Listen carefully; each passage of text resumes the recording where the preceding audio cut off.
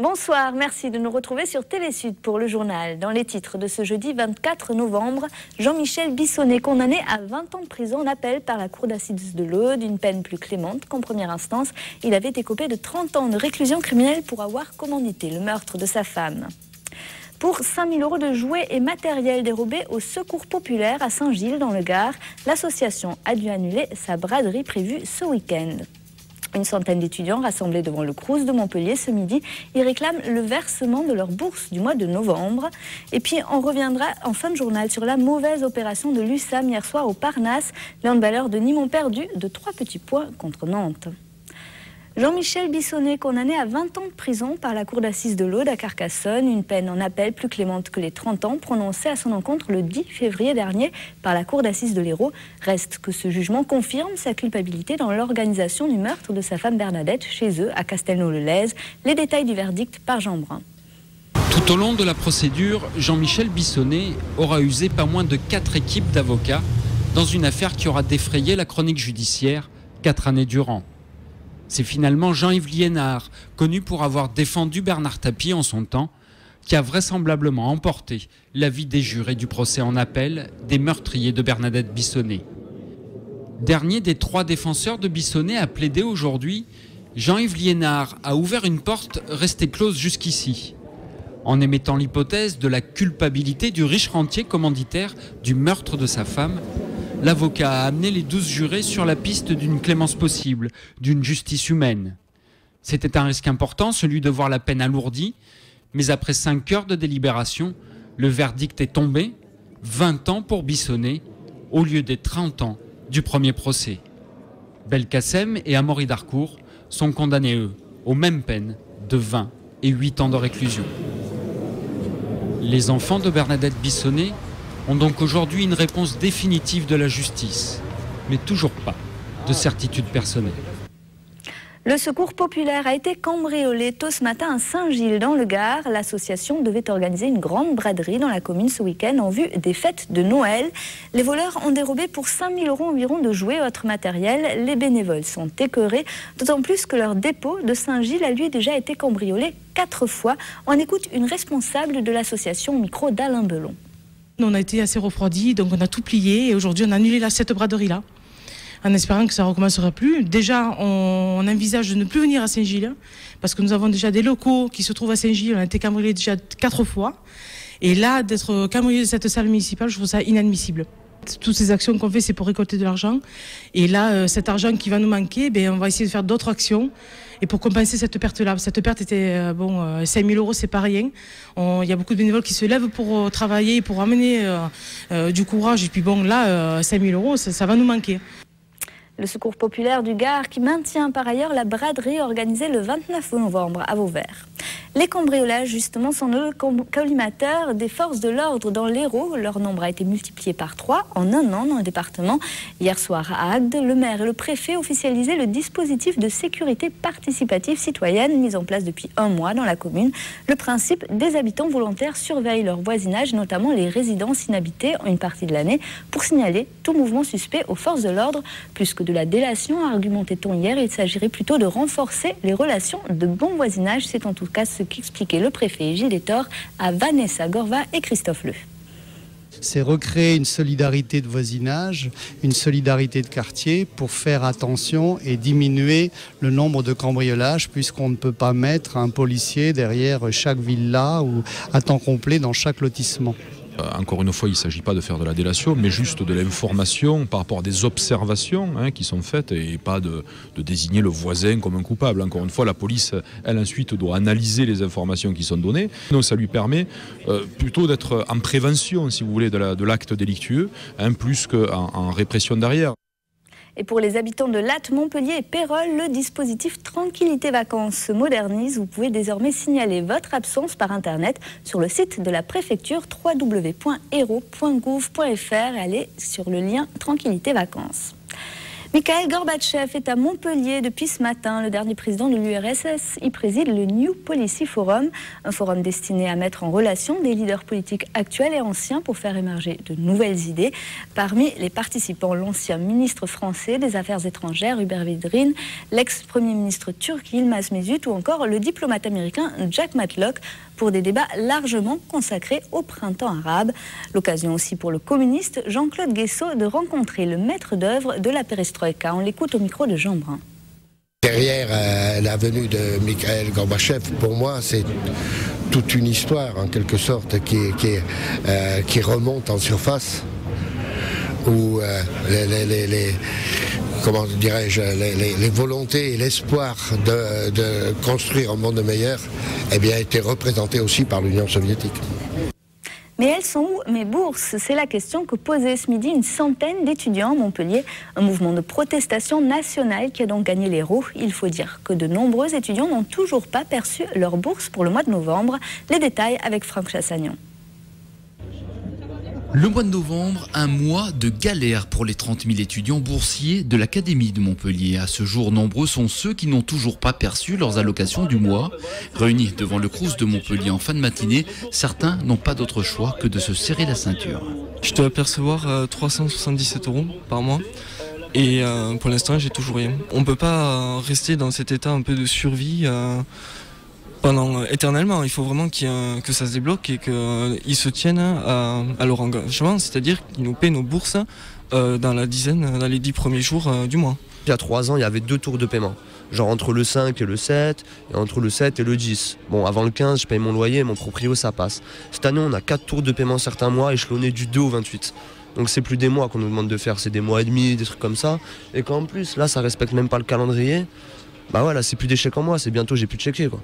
Voilà, donc à 22 ans, c'est triste, quoi. Aujourd'hui, les étudiants souhaitent avoir des réponses le plus rapidement possible. Si le mouvement a démarré à Montpellier et Paris 8, demain, d'autres manifestations contre la précarité des étudiants sont d'ores et déjà programmées à Lille et Lyon.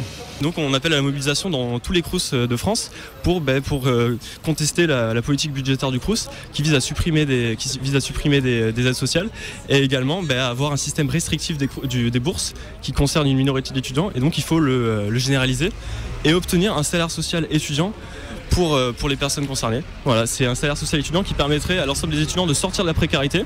Aujourd'hui, le Crous qui est resté fermé reconnaît les retards, mais les versements des allocations du mois de novembre seraient en cours. Tous les étudiants devraient percevoir leur bourse avant la fin du mois.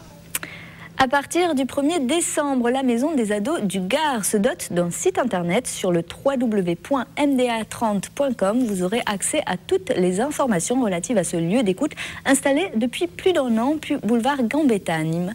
200 travailleurs sociaux, psychologues, médecins ou encore avocats interviennent à la Maison des ados où ces jeunes peuvent exprimer leurs difficultés. Un lieu d'écoute gratuit et anonyme qui a déjà reçu 300 adolescents et 150 parents, comme l'explique le président au micro d'Alain Belon. Nous avons voulu dès à présent permettre à des adolescentes, des adolescents et à leurs parents et aux professionnels aussi qui ne sont pas dans la périphérie de Nîmes d'être en contact pour bénéficier des services qu'offre la Maison des adolescents.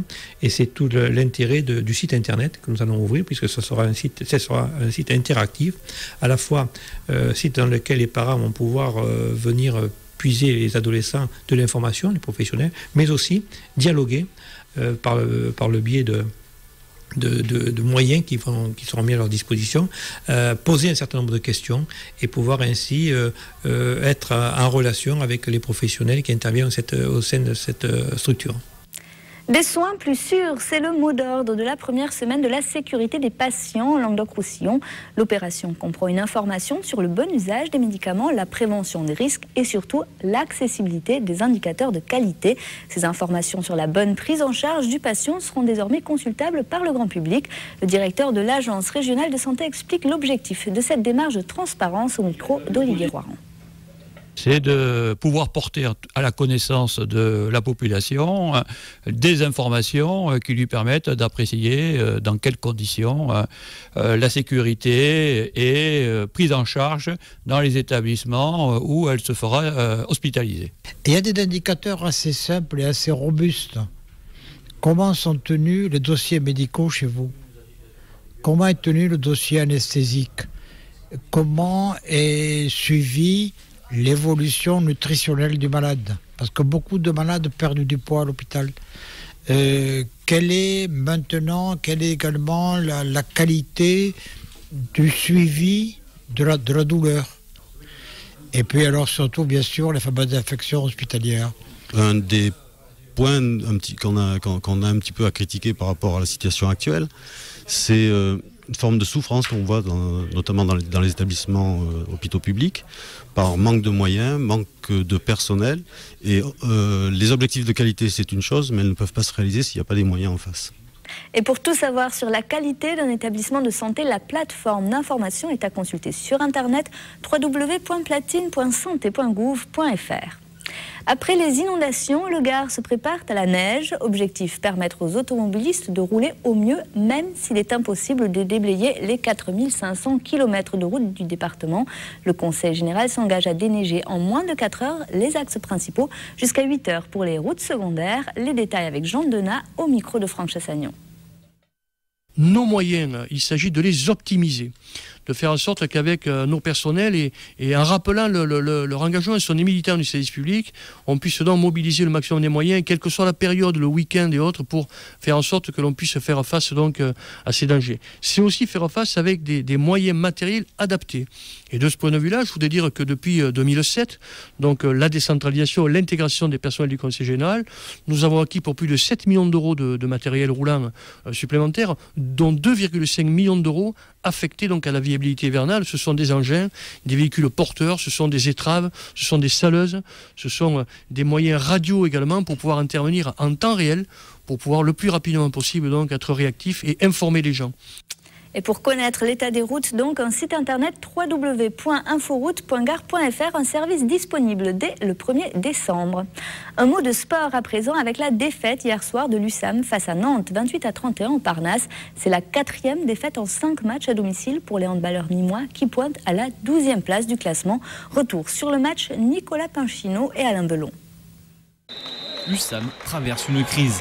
Après une lourde défaite le week-end dernier à Célestat, hier soir à la maison, les Nîmois se sont de nouveau inclinés face à Nantes. Une perte de confiance qui empêchera les coéquipiers de Jean-Philippe Ahon de concrétiser leurs actions.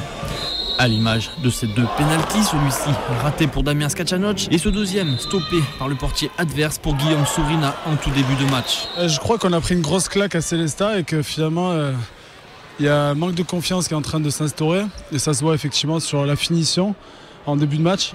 Des buts assez faciles qu'on met pas et après on a l'impression vraiment qu'il manque cette confiance. Dès lors, l'USAM va courir après le score. En première mi-temps, les Nîmois vont rester à 2 longueurs sans réussir à regagner leur retard. La mi-temps sera sifflée 11-13. En deuxième mi-temps, ce sont les Nantais en blanc qui vont accélérer et asphyxier les hommes de Jérôme Chauvet, comptant jusqu'à 5 buts d'avance. En fin de match, Robichon et Skacanoc vont pousser pour revenir à 3 points, mais cela ne suffira pas. Score final 28-31. La défense nîmoise aura une fois de plus beaucoup souffert. On était une des meilleures défenses l'année dernière et là cette année on enchaîne les matchs à plus de 30 buts. Ça va être compliqué, il faut vraiment qu'on arrive à être meilleur dans ce secteur-là parce que je crois que c'est surtout ça le gros problème à l'heure actuelle. Nîmes pointe actuellement la 11e place mais pourrait prendre la 12e si dimanche Istres s'impose face à Paris. Paris justement 14e et lanterne rouge de ce championnat que les Nîmois vont devoir affronter chez eux le 2 décembre prochain. L'occasion pour l'USAM de mettre un frein à cette crise de confiance. Et ce soir à 20h45, ce sont les handballeurs montpelliérains qui reçoivent Tremblay en France. La grande collecte annuelle de la Banque alimentaire, c'est demain et samedi dans l'Hérault et le Gard. 2300 bénévoles seront mobilisés devant 325 grandes surfaces. Le défi cette année pour ces 2 départements, récolter 450 tonnes de nourriture pour les bénéficiaires cet hiver. Et on termine ce journal avec la venue de Bruce Springsteen à Montpellier. Le boss donnera un concert à l'Arena le 19 juin 2012. Ouverture de la billetterie le 1er décembre prochain. Vous pouvez retrouver notre journal sur notre site internet tvsud.fr. Prochain rendez-vous avec l'actu demain à 12h30. Le journal vous sera présenté par Olivier Roiran. Passez une excellente soirée sur TV Sud.